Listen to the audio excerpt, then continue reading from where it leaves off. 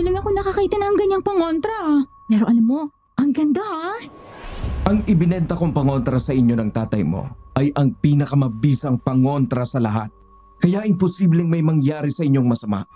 Kapag napatunayan ko na may kinalaman ng paing na yon at yung tatadamya na gumawa ng lintik na pangontrang yon, mananagot talaga sila. Bago natin simulan ng kwento, please like and share the video at huwag na ding kalimutang mag-subscribe.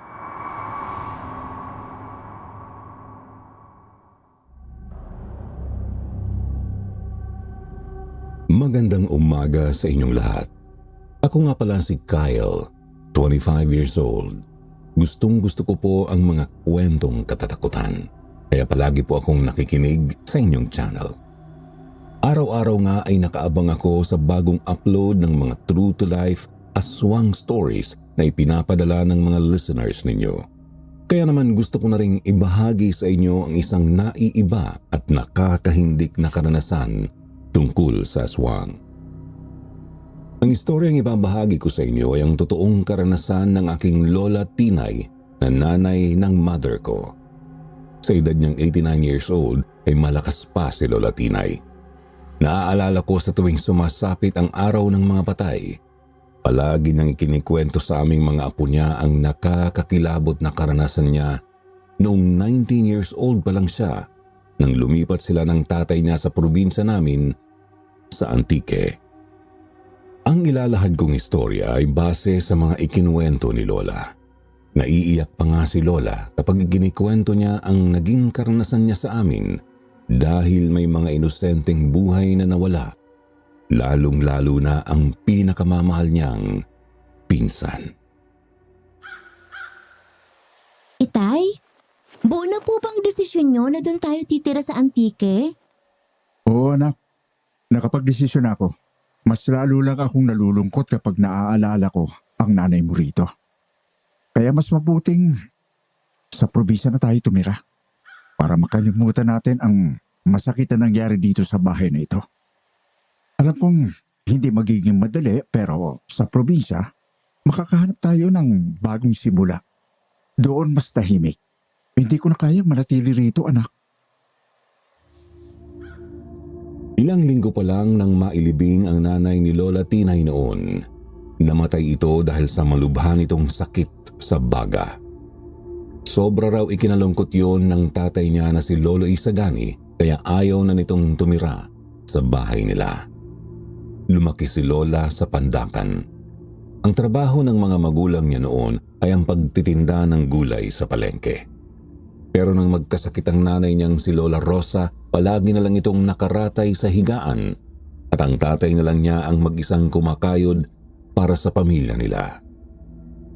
Nang mamatay ang nanay niya, nagdesisyon ang tatay niya na sa probinsya na lang nila sa Antique manirahan at doon na rin niya ipagpatuloy ang pag-aaral niya. Oh, nandito na tayo Tinay. Makikita mo na rin ang pinsan mong si Laura. Di ba sobrang malapit kayo ng pinsan mong yon kapag nagbabakasyon ka rito sa probinsya? Opo, Itay. Gustong-gusto ko na pong makita ulit si Laura. Alam niyo naman po na para ko na siyang kapatid. Sa mga sulat ko na lang kasi siya nakakausap eh. Pero ngayong dito na tayo, araw-araw ko na siyang makakasama. Pero bago tayo pumunta ng bahay ni Tio Maldumo, may dadaanan muna tayo sa bayan. Ano pong dadaanan natin, Tay? Bibilang kita ng pangontra anak. Pangontra sa aswang. Ano po? Pangontra sa aswang? Ganito yan Tinay. Ngayong dito na tayo titira sa probinsya, kailangan na meron kang pangontra para hindi kalapitan ng aswang. Hindi naman lingid sa iyo anak na may mga kwento rito tungkol sa mga gumagalang aswang. Ako nga meron din akong pangontra. Oh, binatilyo pa lang ako, nasa akin na ito. Bigay pa ito ng lolo mo noong nabubuhay pa siya. Ipinakita raw sa kanya ni Lolo Isagani ang pangontra nito sa aswang. Isa itong maliit na medalyon na hugis triangulo na may nakaukit na disenyo ng kidlat sa gitna. Opo, Itay. Nakita ko na yan. Palagi niyo nga pong daladala yan kahit saan tayo magpunta. Naalala ko rin po na palagi yung ikinukwento sa akin na may aswang dito sa probinsya. Kaya nga po, kapag nagbabakasyon tayo dito ay hindi tayo nagtatagal. Pero kung may aswang dito, bakit gusto niyong dito tumira? Anak, dito na ako lumaki at nagkaisip. Sanay na ako rito. Basta meron kang suot o daladalawang pangontra, ay hindi ka lalapitan ng aswang. At saka, wala tayong ibang kakilala sa Maynila. Wala na tayong ibang matutuluyan doon. Ang mga kamag-anak naman ng nanay mo ay nasa bukid noon. Andito sa Antique ang mga kamag-anak ko. Kaya mas mainam na dito tayo tumira. Hindi na raw nagtanong pa noon si Lola Tinay sa tatay niya. Tinanggap na lang niya ng buong puso ang kapalaran na doon na sa probinsya sila titira. Naglakad-lakad daw sila ni Lolo Isagani sa bayan. Napansin ni Lola na lumilinga-linga ang tatay niya na parabang may hinahanap. Nang may nakita silang maliit na tindahan, napansin daw ni Lola na napangiti si Lolo Isagani. Ang sabi ng tatay niya, doon daw nakakabili ng iba't ibang pangontra. Pagpasok pa lang daw ni Lola Tinay sa loob ng tindahan ay napukaw na agad ang atensyon niya sa iba't ibang klaseng medalyon na nakasabit sa dingding na nagbigay daw sa kanya ng kakaibang pakiramdam. Pakiramdam na may kabuntot na misteryo at takot. Ang sabi pa ng tatay niya, mga agimat daw yun at anting-anting na binebenta sa tindahang yun. Ang ilan daw sa mga medalyon at anting-anting na yon ay may kakaibang disenyo na hindi pa niya nakikita. Habang tinitingnan nila ang mga yon, napansin nila ang isang panday na abala sa paggawa ng mga medalyon sa isang sulok ng tindahan. Sa tansya raw ni Lola ay nasa 30 anyos lang ang lalaki. Nakasuot ito ng lumang damit pangpanday at abala sa pag-ukit ng mga simbolo sa mga medalyon. Nang makita raw sila nito, itinigil nito ang ginagawa at nilapitan sila. Anong maipaglilingkod ko sa inyo? May bibilhin kayo? Magandang araw. Pwede bang makausap si Tata Damian? Yung may-ari nitong tindahan. Nako, wala ho siya rito. Pumunta siya ng Maynila dahil dadalawin niya ang iba naming kamag-anak doon. Ako ho pala ang pamangkin niyang si Paeng na inutusan niyang magbantay rito sa tindahan niya. Sa Maynila ba kamo? Sayang naman at hindi kami nagpang-abot. Kailan daw ba ang balik niya? Wala ho siyang sinabi kung kailan. Ang sabi lang niya sa akin ay ako na lang daw muna ang bahala rito sa tindahan niya. Ganun ba? Nakita ko kasi na ginagawa mo rin ang ginagawa ni Tata Damian. Isa ka rin bang panday tulad niya? Abay ho, tinuruan niya po ako sa pagpapanday. Kaya marunong din akong gumawa ng mga agimat, anting-anting at ibang pangontra. Mabuti naman kung ganon. Pagbilhan mo nga ako ng mabisang pangontra sa aswang. Para ito sa anak ko. Gusto kong magkaroon din siya ng pangontra. Siyempre naman ho, meron kaming ibinibentang pangontra laban sa aswang at iba pang masasamang elemento. Saglit lang ho at kukunin ko. Ilang minuto lang at humarap na ulit sa kanila ang lalaki.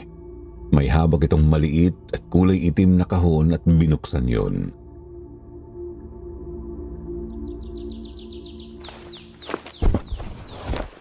Narito ho ang pinakamabisang pangontra sa aswang. Nag-iisa na lang ito dahil maraming turista ang bumili nito noong nakaraang araw. Kung ako sa inyo, bilhin nyo na. Siguradong hindi lalapitan ng kahit anong uri ng aswang ang sino mang magsusuot nito. Nang ipakita raw ng lalaking panday ang sinasabi nitong pangontra, bigla raw natakot si Lola Tinay dahil sa kakaibang itsura ng kwintas na pangontra umano sa aswang. Ang palawit kasi nito ay hugis ng ulo ng kambing. Ang mas nagpatindig ng balahibo ni Lola ay may pangil ang kambing na kulay pula na animoy dugo.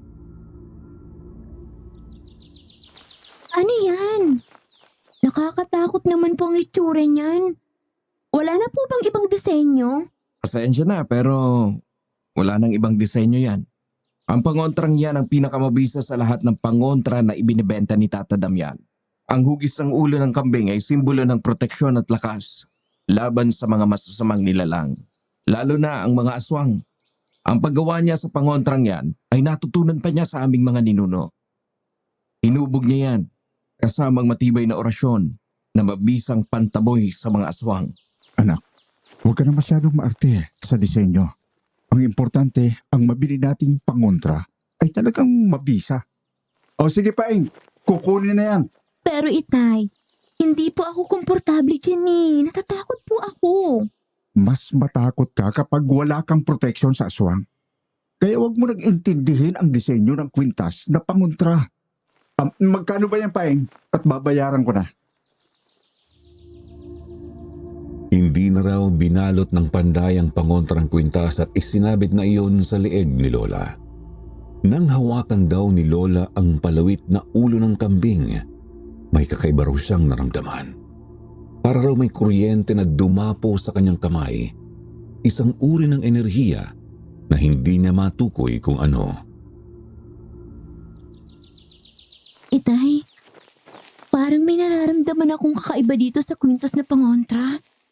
Sigurado po ba kayong tama ang binili natin? Huwag ka mag-alala anak. Naniniwala akong mabisa ang nabili kong pangontra. Dahil si Tata Damian ang gumawa niyan na isang magaling na panday at albularyo. Masasanay ka rin na suot yan. May isa pa raw napansin si Lola ng araw na yun. Nakita niyang hinahabol siya ng tingin ni Paeng habang naglalakad sila ng tatay niya palayo. Kakaiba raw ang titig ng lalaki na para siyang hinuhubaran. Parang ang tingin nito ay may halong pananabik, kaya't hindi niya maiwasang magduda. Ang mga mata raw ni Paeng ay matalim kung makatitig na tila sinusundan siya sa bawat hakbang na ginagawa niya. Isusumbong daw sana niya kay Lolo Isagani ang paghabol ng tingin sa kanya ni Paeng, pero hinayaan na lang niya. Pagdating nila sa bahay ng kanyang tiyo Maldo, agad siyang sinalubong ng pinsan niyang si Laura. Tuwang-tuwa ito nang makita siya. Halos ayaw ng araw nitong bumitiw sa pagkakayakap kay Lola. Pinsan, kumusta ka na? Namiss kita. Naku, mas lalo kang gumanda. Miss na miss din kita, pinsan. Anong maganda ka dyan? Eh, ikaw nga itong idol ko pagdating sa kagandahan eh. Alam mo namang wala akong laban sa'yo. Ikaw nga itong palaging kinukuhang reyna kapag piyesta dito. Naku, tigilan mo ako sa mga bola mo, pinsan. At baka maniwala na ako niya na. Uy, tara na sa loob. Nagluto si inay ng gatang laing. Pero teka, sandali. Pinsan, ano yung kwintas na nasa lieg mo? Ah, ito ba? Pangontra ito sa aswang. Binili ni Itay sa bayan. Kakaiba naman yan, pinsan. Ngayon lang ako nakakita ng ganyang pangontra. Pero alam mo, ang ganda ha. Meron din akong pangontra na palaging nakalagay sa bulsa ng saya ko. Pero itong isang to, ang ganda ng disenyo. Ha? Maganda. Anong maganda dyan, pinsan? Ay, nakakatakot nga yan. Tingnan mo, oh. Ulo ng kambing, tapos may pangil pa. Kung ako nga lang ang masusunod, hindi ko ito isusuot. Kaya lang, baka magalit si tatay kapag hindi ko ito isinuot. Bulag ka ba, pinsan? Hindi mo ba nakikita na maganda at kakaiba nga ang disenyo ng pangontra mo sa aswang? Yung akin nga ito, oh. Tingnan mo. Ang simple-simple ng disenyo. Pero yung sa'yo, ang ganda. At ang sarap tingnan. Gulat na gulat daw si Lola Tinay sa reaksyon ng pinsan niyang si Laura. Gustong-gusto raw ng pinsan niya ang disenyo ng suot niyang pangontra. Kung si Lola ay ayaw na ayaw ang disenyo ng kwintas na pangontra, ang pinsan naman niya ay bilib na bilib sa disenyong yun ng ulo ng kambing. Noong araw na yon, hindi maalis-alis ang tingin ng pinsan niya sa suot niyang pangontra. Nang sumapit nga raw ang gabi, inirampa ng pinsan niya ang kwintas at isinuot yun. Nang sumunod na araw, yayayain daw sana ni Lola Tinay ang pinsan niyang si Laura para mamasyal, ngunit Laura!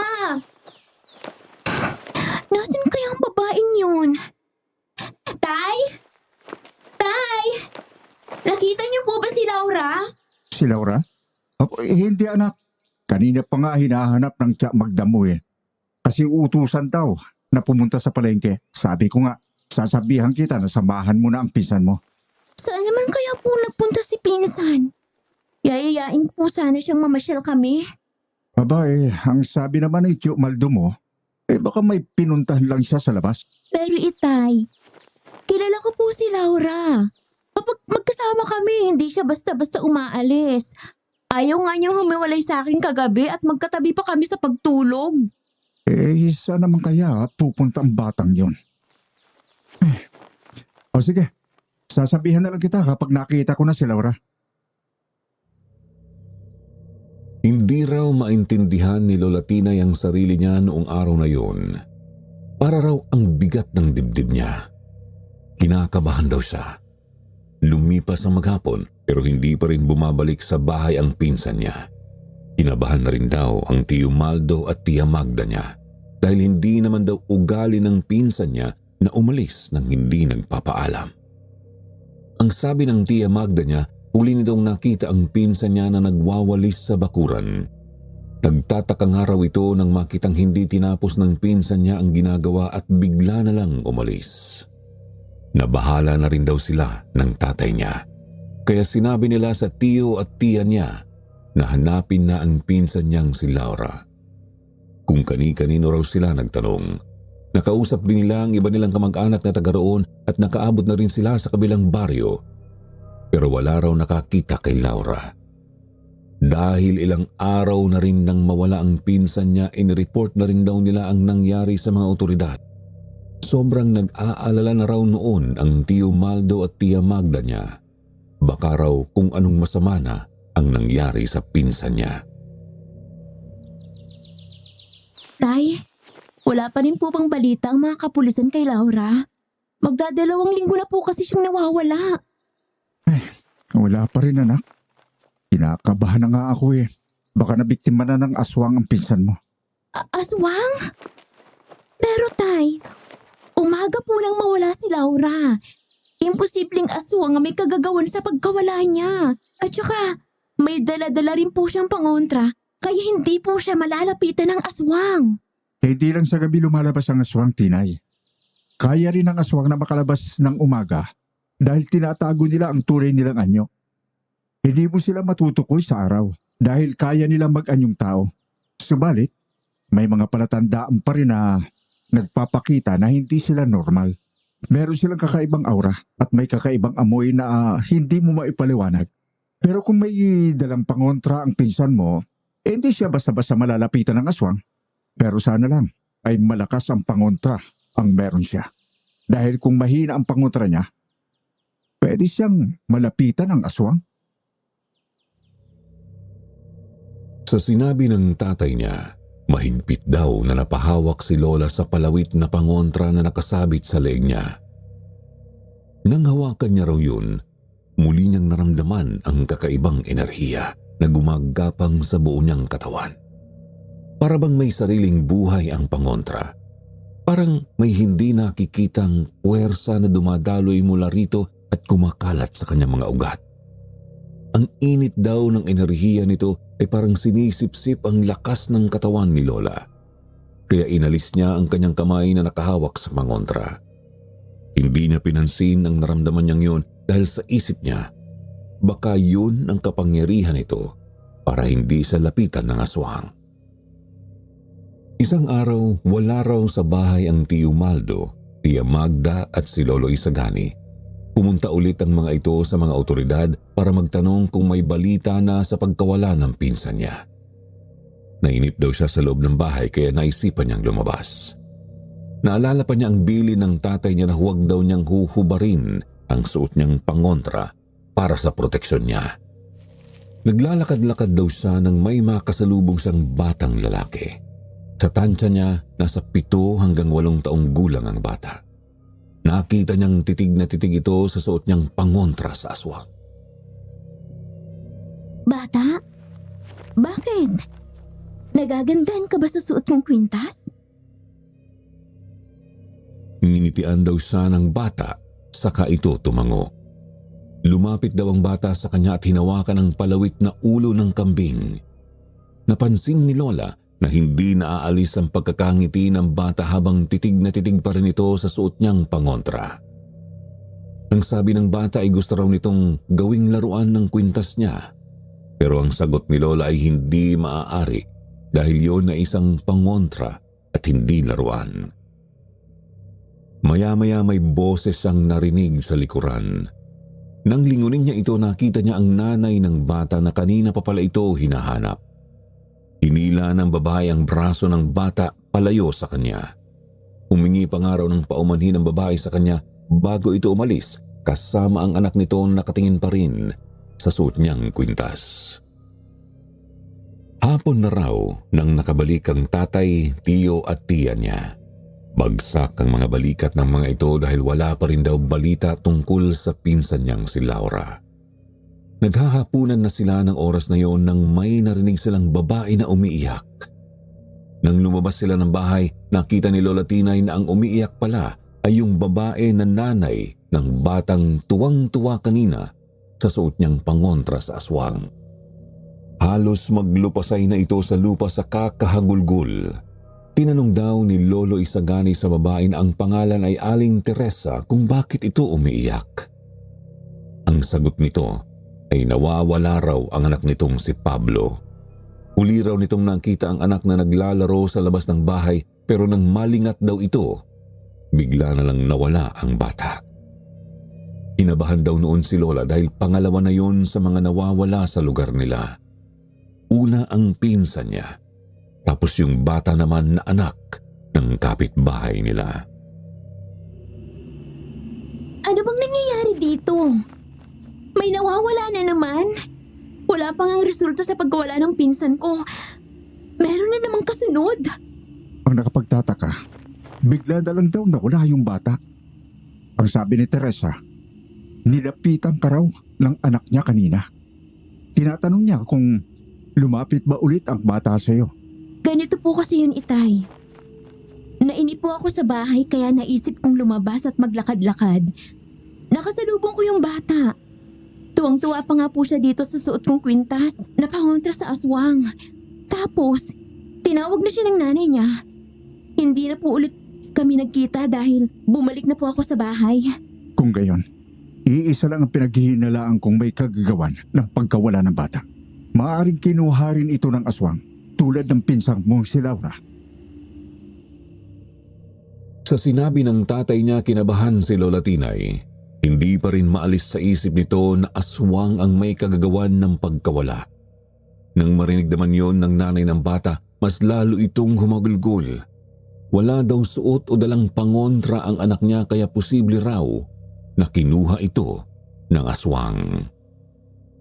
Naalarma na ang buong baryo dahil dalawa na ang nawawala kaya't iniutos ng namumuno roon na huwag na munang lumabas ng bahay ang mga taga roon kung wala namang importanteng gagawin. Mahigpit na ipinagbawal ang paglabas ng mga bata at mga babaeng nagdadalang tao.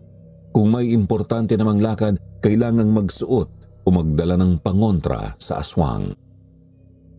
Nagbilin naman si Lolo Isagani na huwag na munang lalabas ng bahay si Lola Tinay kahit na may pangontra siya. Mas mabuti na raw ang nag-iingat. Isang gabi habang natutulog si Lola nagkaroon siya ng nakakatakot na bangungot. Nakita niya ang pinsan niyang si Laura sa isang madilim na silid at umiiyak. Inay! Tulungan mo ako! Tulungan mo ako! Laura, pinsan! Anong nangyari sa'yo? Bakit ka umiiyak? Ilang beses tinanong ni Lola kung bakit umiiyak ang pinsan niya pero hindi raw ito sumasagot. Umiiyak lang ito at nakatingin sa kanya. Laura, sabihin mo sa akin kung anong problema. Paano kita matutulungan kung hindi mo sasabihin sa akin kung bakit ka umiiyak? Inay! Inay, tulong! Tulungan mo ako! Pakiusap!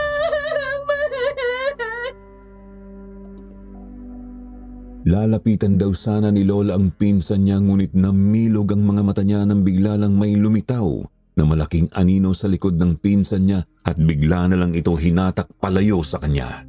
Naglaho raw sa madilim na silid na yon ang pinsan niya at ang malaking anino. Pero kahit hindi na niya nakikita ang mga ito ay dinig na dinig pa rin daw niya ang pagsigaw at paghingi ng tulong ng pinsan niya hanggang sa magising na lang siya na pawis at naghahabol ng hininga. Diyos ko, malakas talaga ang kutob ko na may nangyaring hindi maganda sa pinsan ko. Nasaan na kaya siya? Hindi kaya tama si Itay na may kumuha nga sa kanya? Ikikwento raw sana niya sa tatay niya ang masamang panaginip niya nang magising siya kinaumagahan. Pero paglabas niya raw sa kwarto, may mga bisita raw sa sala. Nang tanungin ni Lola ang tatay niya, sinabi nito na ang mga bisita nila ay ang pinsan nito at ng tiyo Maldo niya na si Tia Esther, kasama ang anak nito na si Anton. Mas matanda raw ang binata sa kanya ng 3 taon. Nagpunta raw ang mga ito roon para makituloy dahil nagpunta ang asawa ng babae sa Maynila at may importante raw na aasikasuhin. Natatakot daw kasi ito na maiwan sa bahay kasama ang anak kaya nakiusap na doon muna sa bahay tutuloy kahit ilang araw lang habang hindi pa nakakabalik ang asawa nito. Pumayag naman daw ang tiyo Maldo niya. Mabuti raw yun para maibang nakakausap ang tiya Magda niya na palaging malungkot at umiiyak simula nang mawala ang pinsan niya. Mabait daw ang pinsan ng tatay at tiyo Maldo niya na si Tia Esther. Masaya rin daw itong kausap dahil palakwento ang babae. Palagi rin itong pinapatawa ang tiya Magda niya para kahit papaano ay pansamantalang makalimutan nito ang sakit at lungkot ng pagkawala ng pinsan niya. Mabait din daw at maginoo ang anak ng Tia Esther niya na si Anton na second cousin niya, kaya madali raw niya itong nakagaanan ng loob. Minsang nagkakwentuhan sila, napansin nito ang kwintas na pangontrang nakasabit sa leeg niya. Namilog daw ang mga mata nito habang titig na titig sa palawit ng pangontra niya. Noon lang din daw ito nakakita ng palawit na hugis ulo ng kambing. Giliw na giliw daw ang binata habang pinagmamasda ng pangontra niya sa aswang. Tanong pa raw nito kung saan daw niya nabili yun at ang sagot niya ay binili yun ng tatay niya sa isang panday na nagtitinda ng mga pangontra sa bayan. Ayon pa rito, mayroon din itong pangontra sa aswang na kwintas pero hindi raw kasing ganda ng suot niyang kwintas. Kaya nga hindi raw nito sinusuot ang sariling pangontra dahil ayaw nito ng disenyo. Bakit ba gustong-gusto ninyo itong palawit ng kwintas na pangontra sa aswang? Nakakatakot nga ang disenyo nito. Saan ka nakakita ng disenyo ng pangontra na hugis ulo ng kambing? Pakiramdam ko nga, mas lalo akong lalapitan ng aswang kapag suot ko ito kaysa sa lalayuan ako. Naputol ang pag-uusap nila ni Anton nang tawagan ito ng kanyang nanay. Sabi ng binata babalik siya para makipagkwentuhan pa kay Lola Tinay. Ngunit kinahaponan, napansin ni Lola si Anton na palabas ng bakuran. Kuya Anton! Kuya Anton! Saan ka pupunta? Ang ipinagtaka niya, hindi sumagot si Anton at tahimik lang na nagpatuloy sa paglakad, tila ba wala man lang narinig. Napakunot ang noo ni Lola, iniisip kung bakit hindi siya nilingon ng binata.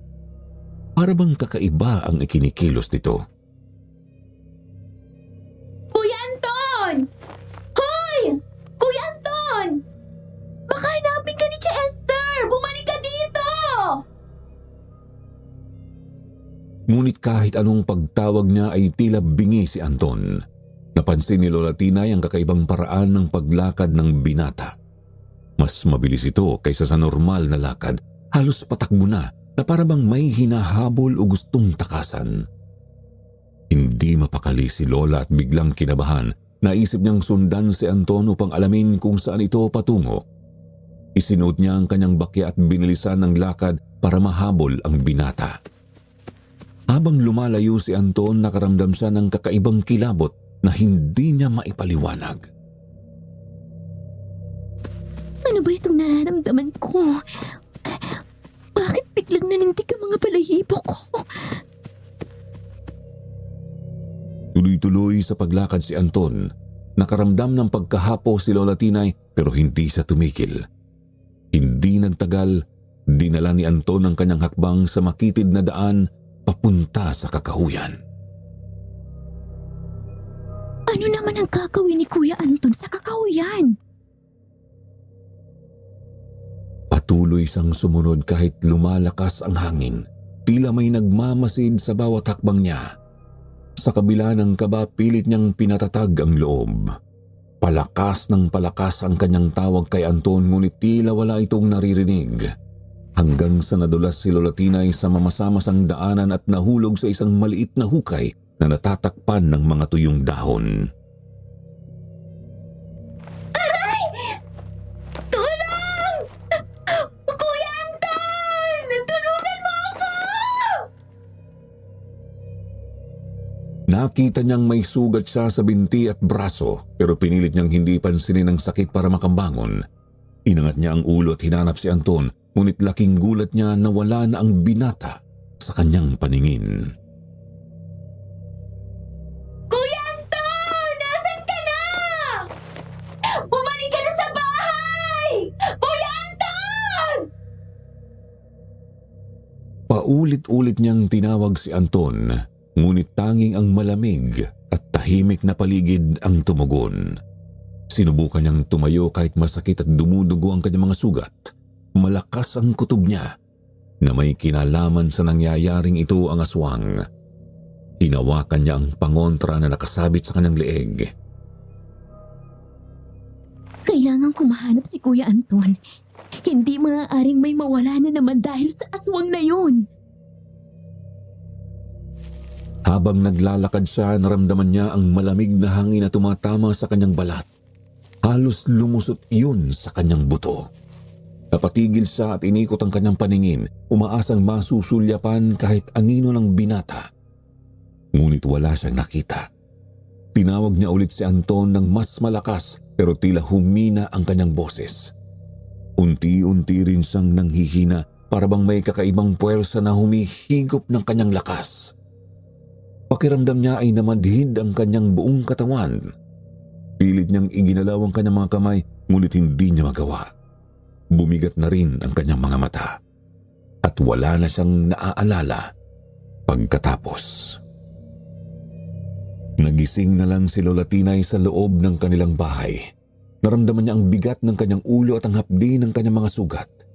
Nakita niya ang mga nag-aalalang mukha ng kanyang tatay, si Tio Maldo at ang kanyang Tia Magda na nakapalibot sa kanya. Kahit masakit ang kanyang katawan, pinilit niyang bumangon.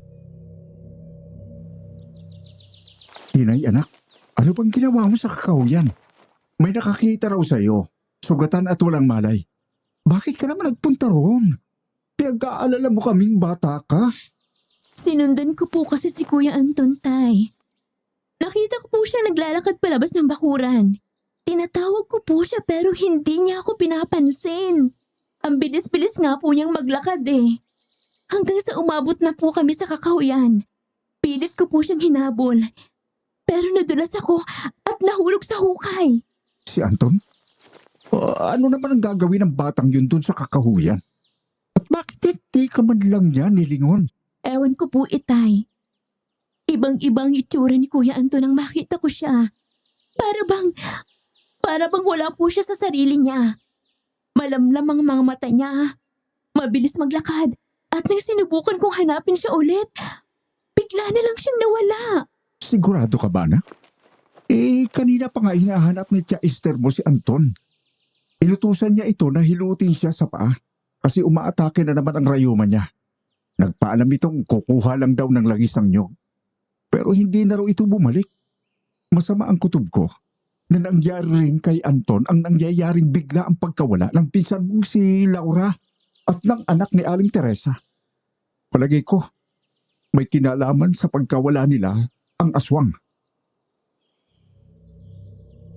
Sa pagkawala ni Anton, lalong lumalim ang alalahanin sa mukha ng kanyang tatay, ng Tio Maldo at ng Tia Magda niya. Nang malaman ng Tia Esther niya ang nangyari na pahagulgul ito sa iyak. Nagtataka rin ito kung aswang nga ang dahilan ng pagkawala ng anak nito, bakit hindi umepekto ang dalang pangontra ni Anton. Imposible raw yun dahil ang mga pangontra sa aswang na nabibili sa lugar nila ay sadyang epektibo para hindi lapitan ng aswang. Nang malaman ng mga kapitbahay na ang pinaghihinalaan sa pagkawala ni na Laura at Anton ay ang aswang, nagtataka rin ang mga ito kung bakit nagawang makalapit ng aswang kina Laura at Anton, gayong may mga pangontra naman ang mga ito. Tay, bakit po ganun? Akala ko po kapag may pangontra na ay hindi po malalapitan ng aswang. Bakit po wala namang epekto? Bakit bigla na lang nawala si Laura, si Kuya Anton, at yung anak ng kapitbahay natin? Hindi ko rin alam, anak. Nagtataka rin ako kung bakit hindi tumatalab ang mga pangontra nila. Sa palagay ko, malakas na aswang ang gumagala sa paligid, kaya hindi umeepekto ang mga pangontra. Kaya ikaw, huwag ka munang lalabas ng bahay. At huwag na huwag mong huhubarin sa katawan mo ang pangontra mo. Halo-halo na raw ang nararamdaman noon ni Lola. Hindi na niya alam kung ano ang iisipin. Bukod sa kanyang Tia Magda, panay na rin ang iyak ng Tia Esther niya sa pagkawala ng anak nitong si Anton.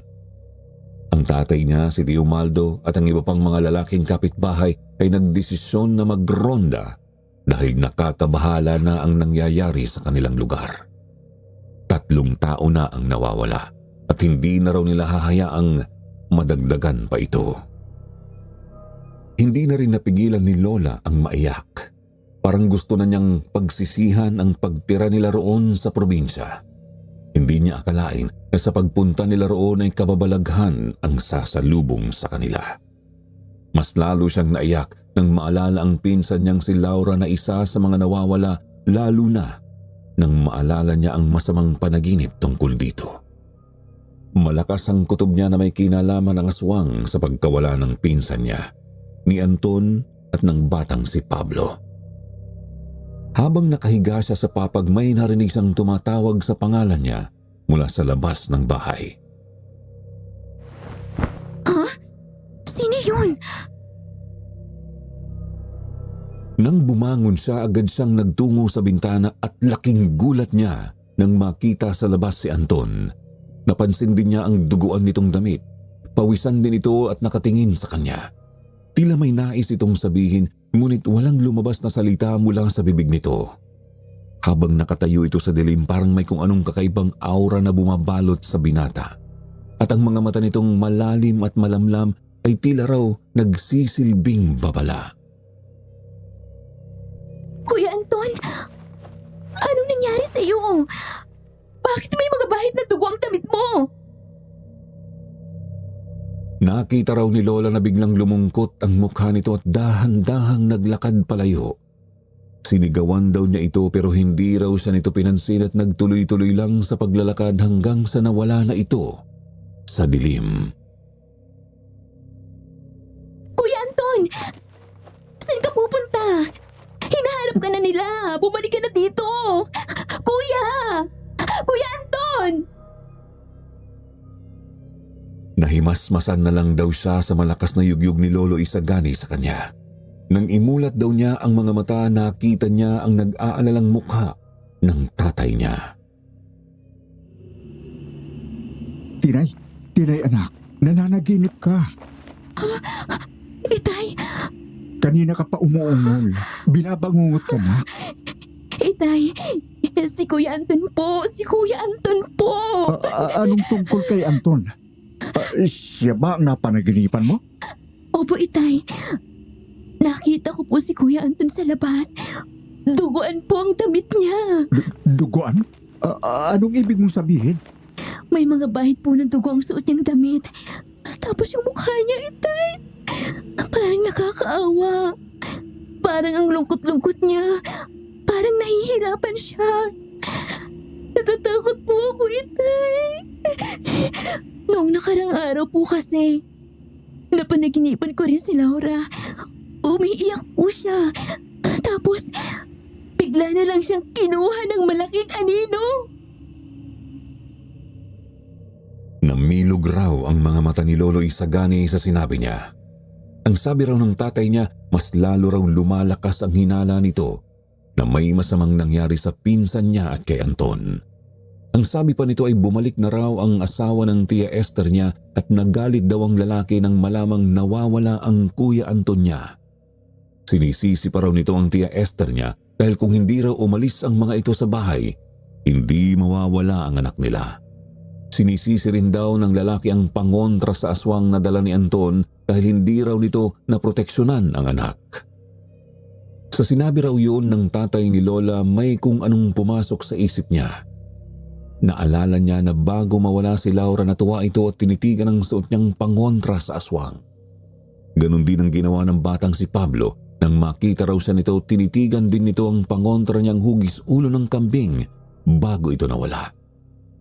Ang nangyari raw kina Laura at dun sa bata ay nangyari rin kay Anton na pagkatapos humanga at titigan ang suot niyang pangontra, bigla ring nawala. Doon na niya napagtanto na posibleng may kinalaman ng kwintas niyang pangontra sa pagkawala ng mga ito. Itay, malakas po ang kutob ko na may kinalaman itong suot kong pangontra sa pagkawala ni na Laura. Ikinuwento raw niya sa tatay niyang dahilan kung bakit niya nasabi yun at napailing ito. Imposible ang sinasabi mo, anak. Kilala ko si Tata Damian na siyang gumawa ng pangontrang yan. Isa siyang magaling na albularyo na gumagawa ng mga pangontra laban sa mga aswang. Kaya mahirap paniwalaan ang sinasabi mo na may kinalaman yan sa nangyayari. Maniwala ka, Itay. Una pa lang ay hindi na ako komportable sa pangontrang to. May kung anong misteryo na bumabalot sa pangontrang to na nabili niyo sa tindahan doon sa bayan. Pagkatapos niya raw sabihin yun sa tatay niya, inalis niya sa liig niya ang kwintas na pangontra at inihagis iyon sa sulok. May taglay na malas ang pangontra na yan, Tay. Yan ang dahilan sa pagkawala ni na Laura. Kahit anong paliwanag daw niya, ayaw siyang pakinggan ng tatay niya. Hindi raw maaaring maging mitsa ng panganib ang pangontra dahil gawa raw yun ni Tata Damian na kilala sa paggawa ng mabibisang pangontra sa aswang sa lugar na yon. Kaya pinagalitan pa siya nito nang ihagis niya ang kwintas. Pinapulot daw yon ng tatay niya sa kanya at muling ipinasuot. Pero iba talaga ang pakiramdam ni Lola Tinay. May nangyayaring kakaiba. Dahil sa kuryosidad niya, siya raw mismo ang tutuklas sa lihim ng pangontra. Pinuntahan daw niya ang tindahan kung saan ito nabili ng tatay niya. Naabutan daw niya roon ang lalaking nagbenta nito sa kanila, ang panday na si Paeng na pamangkin raw ni Tata Damian. Oh, ikaw pala. Ikaw yung anak ng bumili sa akin ng pangontra, di ba? Bakit yan pa rito? Bibili ka ba ulit ng pangontra? Hindi po ako bibili. Magtatanong lang sana ako kung anong sumpa meron ng pangontrang ibinenta mo sa amin. Mula nung isuot ko ang pangontrang to, ay sunod-sunod na ang mga nawawala sa lugar namin. Una, ang pinsan ko, ang biglang nawala. Tapos, yung batang anak ng kapitbahay namin. At ang sunod na nawala ay ang anak ng pinsan ng tatay ko. Lahat ng yon, nangyari ng titigan at hawakan nila ang pangontra na ibinenta mo sa amin. Sinasabi mo ba na sinisisi mo sa ibinenta kong pangontra ang pagkawala ng mga tao sa lugar ninyo? Anong kinalaman ng pangontra? Yun pa nga ang magliligtas sa inyo sa masasamang elemento. At saka kung totoo ang sinasabi mo na ang pangontra ang dahilan ng pagkawala ng pinsan mo at ng iba pa dahil sa pagtitig at paghawak dito, bakit hindi ka rin nawala? Bakit hindi nawala ang tatay mo? Diba hinawakan nyo rin at tinitigan ng pangontra? Hindi raw siya nakapagsalita sa sinabi ng lalaki. May punto naman daw ito. Sa isip niya, oo nga.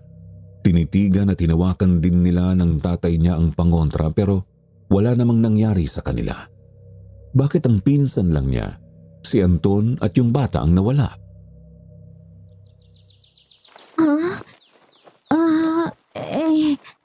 O di ba tama ako? Sa susunod kasi, huwag kang basta-basta mambibintang. Ang ibinenta kong pangontra sa inyo ng tatay mo ay ang pinakamabisang pangontra sa lahat. Kaya imposibleng may mangyari sa inyong masama. Malamang yung sinasabi mong kaso ng mga nawawala sa inyong lugar ay nagkataon lang o baka naman wala silang mga pangontrang dala. Kaya nalapitan na sila ng aswang na dahilan ng pagkawala nila. Meron ding mga pangontrang dala yung pinsan ko at si Kuya Anton. Kung aswang nga ang dahilan ng pagkawala nila, ibig sabihin, hindi epektibo yung mga pangontra nila?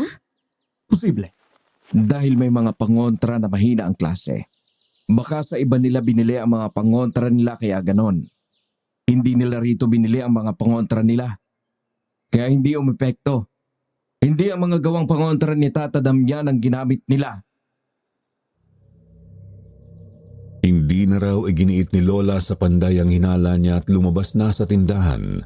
Pero habang naglalakad siya palayo, may napansin siyang babae na umiiyak at pumasok yun sa loob ng tindahan. May kung anong bumulong daw sa kanya na sundan ng babae at bumalik sa tindahan. Sa labas, palihim niyang pinakinggan ang pag-uusap ng babaeng umiiyak at ang panday. Narinig niya na nagrereklamo rin ang babae dahil ang nabili raw nitong pangontra ay may dalang kamalasan. 2 miyembro na raw ng pamilya nito ang nawawala mula nang mabili nito ang pangontra sa tindahan na yun. Nagpatuloy ang babae sa mga reklamo nito at sinabing hindi na raw nito alam kung anong nangyayari at natatakot na ito. Muling itinanggi ng panday na may kasalanan ang pangontra. Sa huli, pagkatapos ng ilang minuto ng pag-uusap, lumabas na ang babae at patuloy pa rin ito sa pag-iyak. Ate, bumili ka rin po ba ng pangontra sa tindahan na yun? Tumango ang babae habang patuloy pa rin sa pag-iyak. Sinabi niya sa babae na narinig niya ang pag-uusap nito at ng lalaking tindero. Inamin din niya rito na bigla ring nawala ang pinsan niya at iba pa sa lugar nila nang mabili niya ang pangontra sa aswang sa tindahan ring yun. Tumigil sa pag-iyak ang babae at nagpakilala ito sa pangalang Lilian. Ikinuwento ng babae na bumili siya sa tindahang yun ng mga pangontra sa aswang para sa kanilang pamilya. Hindi raw siya taga roon, galing siya at ang pamilya niya sa Laguna at nagbakasyon lang sila sa lugar na yun sa Antique. Ang sabi raw ng mga kamag-anak nila roon ay kailangan nilang magdala ng mga pangontra dahil may mga bali-balita na may gumagalang aswang sa lugar na yun. Kaya naman gumagamit ang mga tao ng pangontra para sa proteksyon. Noong una nang binili niya ang mga pangontra, hindi niya nagustuhan ang mga ito dahil sa kakaiba at nakakatakot na disenyo. Pero para sa kaligtasan ng pamilya, hinayaan na lang niya. Ngunit ang akala niyang proteksyon ay kabaligtaran pala. Dahil mula nang gamitin ng tatay at kapatid niya ang mga pangontra, bigla na lang naglaho ang mga ito at hindi na nakita pa. Ikinagulat iyon ni Lola Tinay. Naisip niyang hindi lang pala siya ang nakapansin sa koneksyon ng mga pangontra sa misteryosong pagkawala ng mga tao. Sinabi ni Lola Tinay sa babae kung tinitigan ba ng mga nawawalang miyembro ng pamilya nito ang nabiling pangontra at gusto raw niya itong makita. Maaari mo po bang ipakita sa akin ang itsura ng pangontrang binili mo sa panday na yun? Nang ipakita ng babae kay Lola Tinay ang mga pangontrang binili nito, namilog raw ang mga mata ni Lola dahil parehong-pareho yun sa kwintas na pangontrang nabili ng tatay niya. Ang palawit sa kwintas ay anyong ulo ng kambing. Mas lalong lumakas ang hinala ni Lola Tinay na may kinalaman ang pangontra sa pagkawala ng pinsan niya at ng iba pa. Sa natuklasan niya, sigurado siyang may nalalaman ang gumawa ng mga pangontrang yon, si Tata Damian at ang pamangkin nito na si Paeng. Dahil alam niyang wala namang maniniwala sa kanya, nagdesisyon si Lola na siya na lang mag-isa ang magsisiyasat sa lihim ng pangontra sa aswang na ibinenta sa kanila.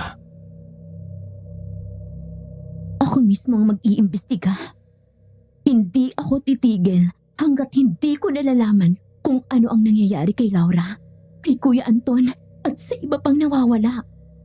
Kapag napatunayan ko na may kinalaman ng paing na yon at yung Tata Damian na gumawa ng lintik na pangontrang yon, mananagot talaga sila. Pinagplanuhan ng mabuti ni Lola Tinay ang kanyang pag-iimbestiga. Araw-araw siyang nagmamanman sa tindahan ng Panday. Inaambangan niya roon kung kailan darating ang pinakamay-ari ng tindahan na si Tata Damian. Pero ilang linggo na ang lumipas at hindi pa rin ito bumabalik. Ang palaging naroon ay ang pamangkin nitong si Paeng. Ngunit isang hapon tumakas si Lola sa bahay at pumunta sa bayan para muling magmatsyag sa tindahan ng Panday. Nakita niyang nagsasara na ng tindahan si Paeng. Nagpalinga-linga pa ito bago dahan-dahang naglakad. Palihim niya itong sinundan. May kakaiba talaga sa lalaking to. Umanda ka sa akin kapag napatunayan kong may itinatago ka. Nakarating daw si Lola Tinay sa liblib na bahagi ng kakahuyan kung saan nakatira si Paeng. Nakita niya na pumasok ang lalaki sa isang kubo na nasa tabi ng malaking puno ng akasya. Ipinagtaka niya na hindi man lang sinarado ng lalaki ang pinto pagkapasok nito. Nanatili iyong nakabukas. Dahan-dahan siyang lumapit sa kubo at nagtago. Mabuti na lang daw at may maliit na siwang doon na nakikita niya ng kaunti ang loob ng kubo. Sa paglapit niya roon may bigla siyang naamoy na masangsang at parang nabubulok. Bumaligtad ang sikmura niya sa napakabahong amoy na yon na nalanghap niya. Nang sumilip siya sa loob ng kubo, nakita niya na mukhang yun ang bahay ni Tata Damian dahil puno ito ng mga gamit na pangpanday. Naroon si Paeng, nakaharap sa isang malaking salamin. Tila kinakausap nito ang sarili, pero ibang lengguwahe ang ginagamit ng lalaki habang nagsasalita. Hindi niya yun maintindihan, hindi Ingles at hindi rin naman Bisaya. Nawiwirduhan siya sa ginagawa ng lalaki pero hindi niya inasahan ang sumunod na nangyari. May narinig siyang naglalakad na papalapit sa kubo kaya isiniksik pa ni Lola ang sarili sa gilid ng pinagtataguan niya para walang makakita sa kanya. Laking gulat niya nang makita ang isang babaeng tinatayang nasa 18 ang edad. Parang wala ito sa sarili habang naglalakad papasok sa kubo. Teka, parang ganon din si Kuya Anton nang nakita kong naglalakad siya papunta dito sa kakahuyan. Wala rin siya sa sarili niya. Nang makapasok na sa loob ng kubo ang babae saka isinara ni Paeng ang pinto. Napansin niyang tuwang-tuwa ang lalaki habang pinagmamasdan ang babae sa harap nito na wala pa rin sa sarili. Ang mga sumunod na eksena ay nakapanghihilakbot. Pasensya na po pero medyo sensitibo at nakakadiri po ang mga natunghayan ni Lola sa kubo ng Panday. Nakita ni Lola na naglalaway na si Paeng. Inilabas nito ang dila at dinilaan ang pisngi ng babae na nakatitig lamang sa lalaki na walang kakurap-kurap at wala pa rin sa sarili. Dahan-dahang hinubad ni Paeng ang suot na damit ng babae. Wala itong tinirang saplot kaya tumambad kay Lola ang sariwang katawan nito.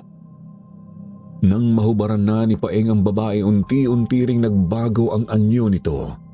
Mas lalo pang lumaki ang matipunong katawan nito at tinubuan ng tila malalaking kulugo. Ang mga braso nito ay humaba na parang sa ahas at ang itsura ng lalaki ay nagbago rin. Nagmukhang mabangis na oso. Napatakip sa kanyang bibig si Lola Tinay nang makita ang pagpapalit anyo ni Paeng na isa palang aswang. Diyos ko! Aswang ang nagbenta sa amin ng pangontra? Mas lalo pang kinilabutan si Lola nang makitang ibinuka ng aswang ang malaking bunganga nito na parabang na-stretch yun at sa isang iglap, isinubo nito ng buong buo ang katawan ng babae. Napapaiyak na si Lola sa mga oras na yon. Kitang-kita niya ang paglapang ng aswang sa pagkain nito. Kinain ng aswang ng buhay ang babae. Dinig na dinig din niya ang pagnguya ng aswang sa mga buto ng kinakain nitong tao habang umaagos sa bunganga ang masaganang dugo ng biktima nito. Aalis na sana siya sa lugar na yon nang hindi na sinasadyang maapakan ng mga nakakalat na bakal sa pinagtataguan niyang sulok na gumawa ng ingay. Nakita niyang tumingin sa kanyang direksyon ng aswang kaya dali-dali siyang tumakbo, pero sadyang malas si Lola dahil nadapa siya kaya mabilis siyang nahabol ng aswang. Nang madapa raw siya, ramdam niya ang pagtama ng tuhod niya sa matigas na lupa. Masakit ngunit hindi siya nagpatinag. Mabilis siyang bumangon at muling tumakbo. Halos hindi na inalintana ang hapdi ng sugat na natamo niya. Ngunit nasa likuran na niya ang aswang at narinig niya ang malalakas na yapak nito sa likuran habang naglalaway at humahagik-hik sa kakaibang halakak. Sa paghabol sa kanya ng aswang, napatingin daw siya sa paligid, umaasang may makikita siyang mapagtataguan o anumang gamit na maaaring ipambato, ngunit wala siyang nahanap. Mabilis ang pagkilos ng aswang na hinablot daw siya sa kanyang kanang binti at hinila siya papasok sa kubo. Nang nasa loob na siya ng kubo, muli raw siyang nakalanghap ng nakasusulasok na amoy na malansa at parang nabubulok. Hinanap daw niya ang pinanggagalingan ng mabahong amoy pero hindi niya makita. Ang nakatambad sa harapan niya ay ang nakakatakot na nilalang na noon lang daw niya nakita sa tanang buhay niya. Tuwang-tuwa raw ang aswang na inilapit pa ang mukha nito sa mukha niya, kaya kitang-kita niya ang malaoso nitong itsura na naglalaway sa kanya. Sabi ko na nga ba't susundan mo ko? Kayo talagang mga tao. Kaya napapahama kayo. Yun ay dahil sa masyado kayong sisero.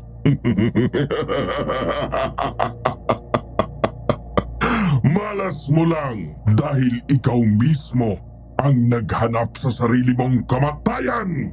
Kaya pala hindi umepekto ang mga pangontrang ibinebenta sa tindahan ninyo. Yun pala, ikaw ang aswang. Ikaw ang may kagagawan kung bakit nawala ang pinsan ko at ang iba pa. Ako nga! Bakit? May magagawa ka ba? Maswerte ka pa nga dahil hindi ka nagka-interes sa ginawa kong pangontra. Kung hindi, mas nauna ka pa sa pinsan mo. Napangangaraw si Lola sa sinabi ng aswang. Anong kinalaman ng hindi niya pagkakaroon ng interes sa pangontra sa nangyaring pagkawala ng pinsan niya?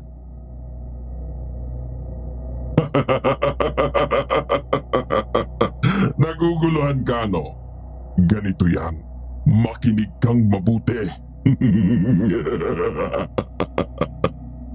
Ang mga pangontra na ginagawa ko at ibinibenta ay ginamitan ko ng hipnotismo. Ano? Hipnotismo? Oo, hipnotismo. Ako ay nagmula sa isang uri ng aswang na marunong gumamit ng hipnotismo. Ang kakayahang ito ang ginagamit ko para makakuha ng pagkain. Ginamit ko ang paggawa ng pangontra para makakuha ng mga biktima para kainin. Isang lihim na nakasanayan ng itaguyod ng aming angkan mula pa sa mga ninuno.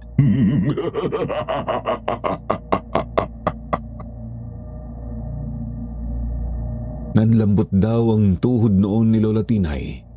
Hindi sa makapaniwala na may ganong uri ng aswang na nabubuhay.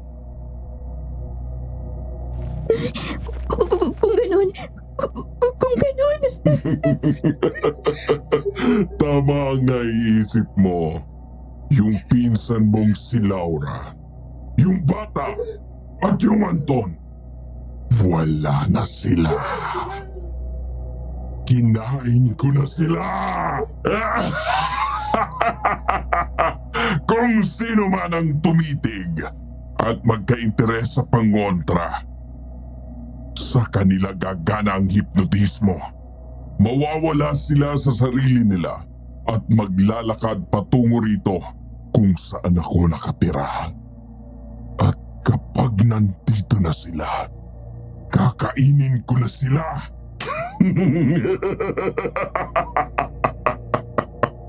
O diba, yung pagkain ang lumalapit sa akin. Wala na akong kahirap-hirap. At kapag kumain na ako, wala nang nakapipigil sa akin.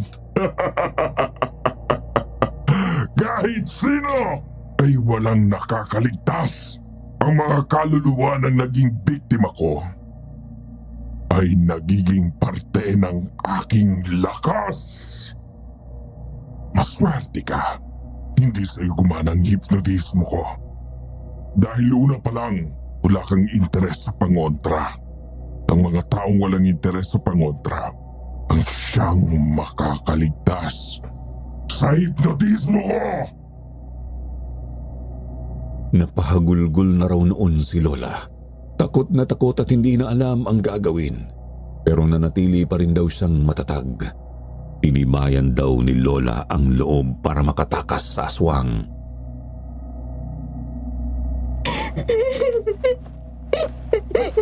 Wala ka kasing sama, Paeng!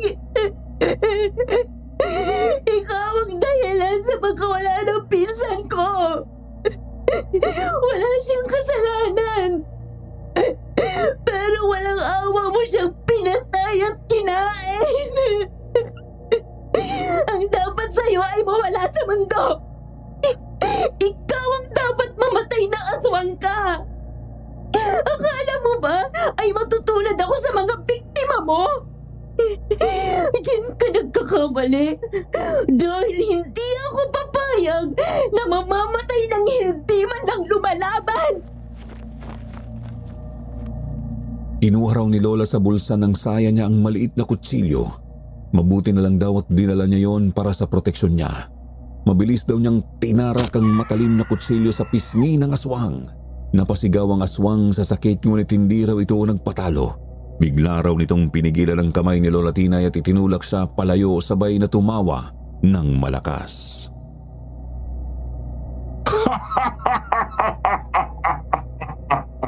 Akala mo ba ay makakaligtas ka sa akin? Hindi mo ko kayang talunin, babae. Wala kang laban sa aking lakas. Hindi ako natatakot sa iyo, aswang! Lalabanan kita hanggang sa abot ng makakaya ko! Ipaghihiganti ko si Laura, si Kuya Anton, at ang iba pang naging biktima mong hayop ka! Binangga raw ni Lola Tinay ang katawan ng aswang at mabilis na tumakbo palabas sa kubo kahit na ramdam raw niya ang sakit ng mga sugat sa kanyang katawan. Ngunit ang aswang nagmamadaling hinabol siya at mabilis itong nakaganti sa kanya. Sa isang iglap na hawakan daw ng aswang ang braso ni Lola at iniangat siya mula sa lupa. Hindi mo ako matatakasan! Wala kang magagawa! Walang sino man ang makakaligtas sa akin! Hindi! Hindi mo ako basta-basta matatalo! Hindi mo ako basta-basta mapapatay!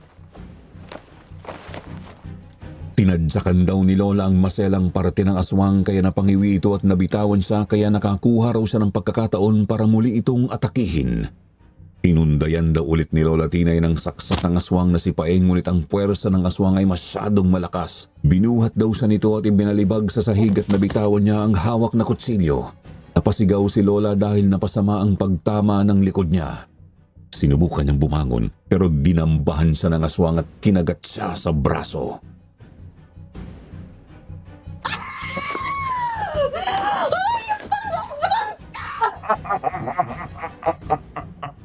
Ang sarap ng dugo mo!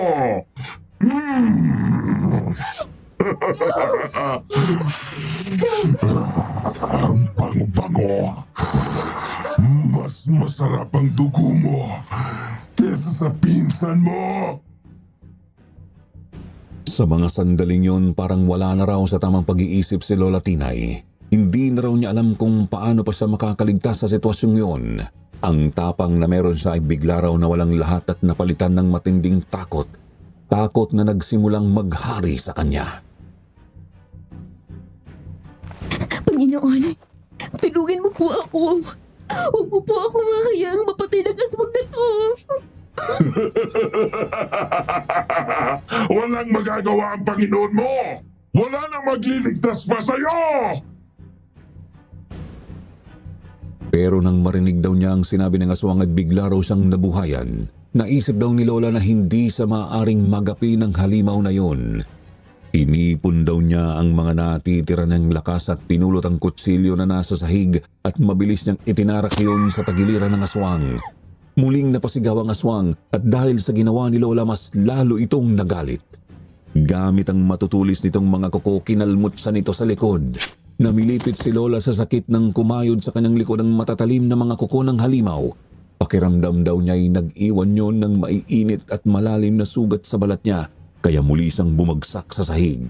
Gamit ang mahahabang braso ng aswang, hinila siya nito sa mga paa palapit rito at doon na muli nagtama ang kanilang mga mukha. Takot na takot daw noon si Lola nang ibuka ng aswang ang malaki nitong bunganga habang dahan-dahan niyang naramdaman ang malamig at mabahong hininga nito sa kanyang mukha.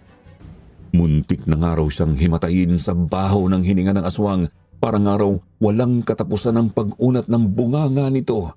Wala raw kasing laki yun na mas lalo pa raw lumaki para lamunin siya ng buo. Habang palapit daw ng palapit ang matatalas ng ngipin ng aswang, naghanap daw si Lola ng kahit anong makakapitan. Natamaan ng kamay niya ang isang matibay na piraso ng kahoy na nakatenga sa gilid ng sahig. Sa isang iglap, dinampot daw niya yun at buong lakas na hinampas sa ulo ang aswang. Napaurong ito at naibagsak si Lola sa sahig. Ngunit sadyang malakas ang aswang at hindi nito ininda ang sakit mula sa paghampas sa ulo nito. Gamit ulit ang mahabang braso na abot daw ng aswang ang buhok ni Lola at hinila yun, kaya napasubsob siya sa sahig. Buong lakas din daw na dinaganan ng aswang si Lola.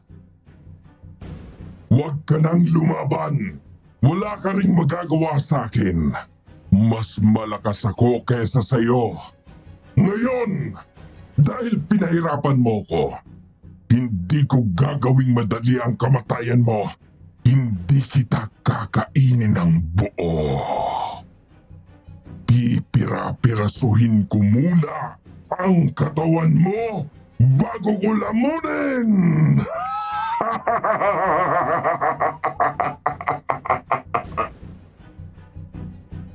Gusto na raw mawalan ng pag-asa noon ni Lola Tinay nang biglang may kung anong bagay na tumusok sa likod ng aswang. Ah! Sino mga lang gumawa nito sa akin?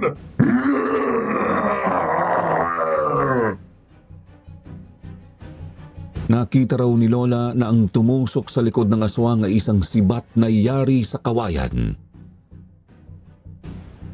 At anong akala mo? Papayag akong kainin mo ang anak ko! Mamamatay ka muna ang aswang ka! Tay! Tay! Tulungan mo ako! Tay! Nakita raw ni Lola Tinay na dumating ang tatay niya na si Lolo Isagani. Kasama nito ang tiyo Maldo niya at ang iba pang kalalakihan mula sa kanilang lugar. May mga dalang sibat na kawayan at ang iba ay may hawak na mga sulu. Napagtanto raw ni Lola na ang ibang kasama ng tatay at tiyo niya ay ang mga nagro-ronda sa lugar nila para puksain ang aswang. Magbabayad kayo! Lahat kayo ay mamamatay! Nagwala raw ang aswang at sinugod ang tatay ni Lola. Dinambahan daw nito ang tatay niya at kinagat sa balikat kung saan agad dumaloy ang dugo mula sa malalalim na sugat na iniwan ng mga matatalas na ngipin nito. Sa kabila ng sakit, buong lakas raw itong nagpumiglas at pilit na nilabanan ng aswang. Kinuha raw ni Lolo Isagani ang matalas nitong tabak na nakasukbit sa bewang at buong tapang na itinarak yun sa tagiliran ng aswang. Napasigaw ito at humulagpos mula sa pagkakakagat sa balikat ng tatay ni Lola at napasalampak sa sahig. natin kung mabuhay ka bang aswang ka! Ito ang sayo! Habang nahihirapan sa paggapang aswang sa sahig, dinambahan daw ito ni Lolo Isagani at sinakal sa liig nito ang kwintas na bawang. Nang sumayad ang bawang sa balat ng aswang ay agad itong nasunog. Sa nangyari, isang nakakakilabot na pagsigaw ang umalingaw-ngaw sa loob ng kubo. Kahit namimilipit na sa sakit ay nagpumiglas pa rin ang aswang. Pilit daw na inaalis ang mga kamay ni Lolo Isagani.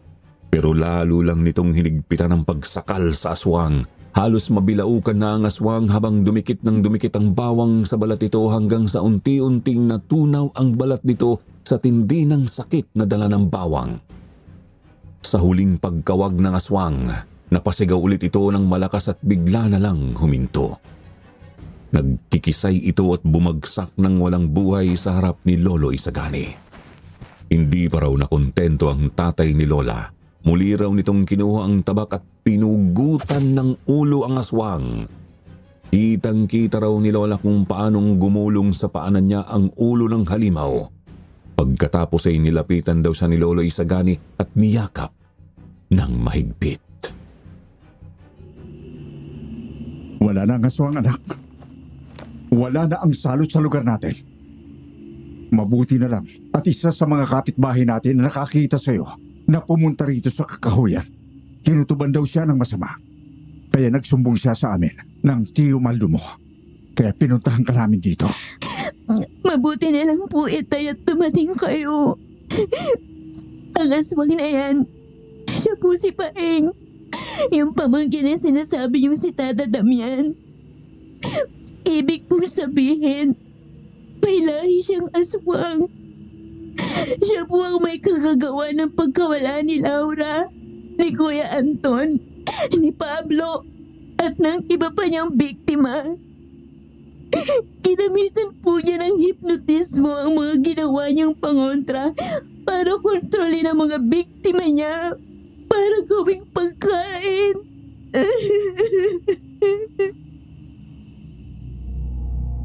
Nangikwento raw ni Lola sa tatay niya at sa mga kasama nito ang lahat ng nalaman niya tungkol sa aswang. Galit na galit daw ang mga ito. Lalo na si Tio Maldo. Si Laura, ang pinakamamahal nitong anak, ay isa sa mga naging biktima ng kasamaan ni Paeng. Kahit daw napatay na ang aswang, hindi na maibabalik ang buhay ng nag-iisa nitong anak. Habang tumatangis daw si Tio Maldo, hindi rin nakaligtas sa pang-amoy ng tatay ni Lola at ng mga kasama nito, ang masangsang na amoy na nagmumula sa loob ng kubo. Hinanap daw ng tatay ni Lola kung saan nagmumula ang mabahong amoy. Nang pumunta ito sa likod ng kubo, may nakita itong balon. Tinawag daw ng tatay ni Lola ang mga kasama at pati siya ay lumapit din sa kinaroroonan ng balon.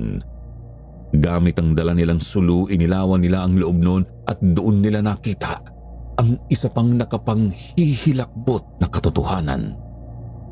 Nakita nila sa loob ng balon na walang tubig ang isang naaagnas na bangkay. Madali raw nakilala ng tatay ni Lola ang may-ari ng bangkay na nakita nila. Yun ay walang iba, kundi si Tata Damian, ang panday at may-ari ng tindahan ng mga pangontra. Dahil sa suot nitong damit na nakilala agad ni Lolo Isagani dahil ito raw ang nagregalo noon sa matanda. Ang hinala ng tatay ni Lola, pinatay ng aswang na si Paeng si Tata Damian para ito ang magbenta sa tindahan ng mga ginagawa nitong pangontra na may hipnotismo. Pati ang kubo ni Tata Damian ay tinirhan din ng aswang. Nagpakilala ito bilang pamangkin ng matanda para nga naman hindi ito agad mabisto.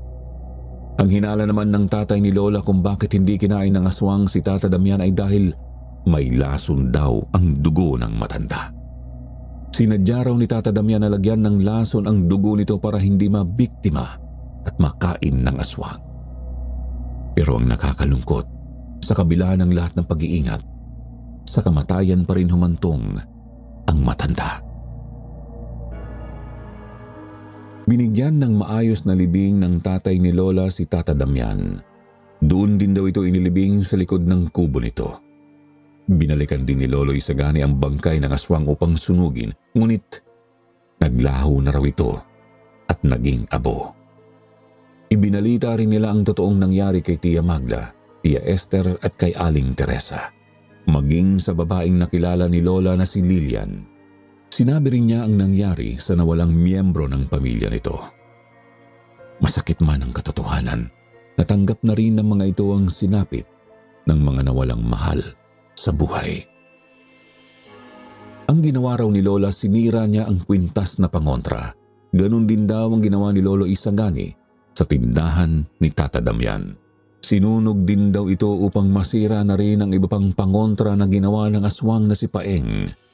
Baka raw kasi may makakuha pa nito at gamitin ang mga yon. Ilang taon din daw ang lumipas bago tuluyang natanggap ni Lola Tinay ang pagkawala ng pinakamamahal niyang pinsan na si Laura.